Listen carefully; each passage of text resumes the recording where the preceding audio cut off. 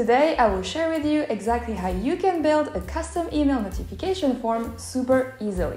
And what exactly is a custom email notification? Basically, when you get emails for each new form submission, it's called email notifications. And with Formalu's autoresponder, it sends an email back to the people who filled out the form automatically. But before we start, remember to hit that like button and subscribe to our channel for more useful content, and let's get started.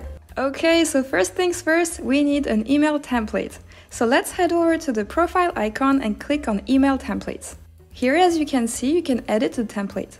So let me explain the different sections here. The template name makes it easier to assign email templates to forms. The form name is basically the title of your form. The email subject is where you can write the subject of your email. The reply to email is set by default. It's mapped to one of your form's email components, and you can make it one of the supported fields on your form.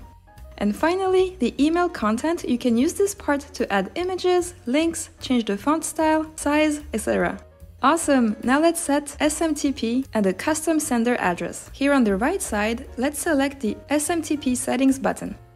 Delivering emails that feature your branding as it may be appropriate in specific cases. If you want to do this, you should add a unique sender email address.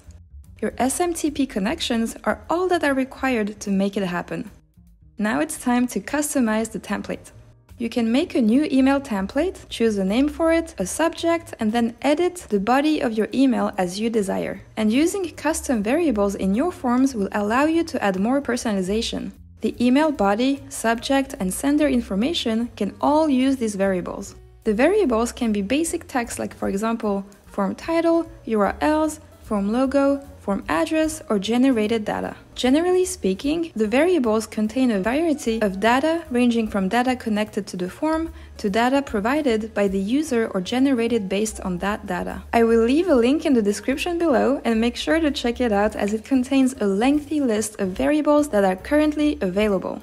And while using the variables for these fields, please note that only simple variables are usable for these fields. For example, you can't use the results table for any of these fields. For the sender email, you can only use either a predefined email value or any variable that will return either a valid email or an empty value. If you use any other value on this field, your emails will not be sent successfully. I highly recommend either using a predefined value or the user email variable, as it will be safe to use.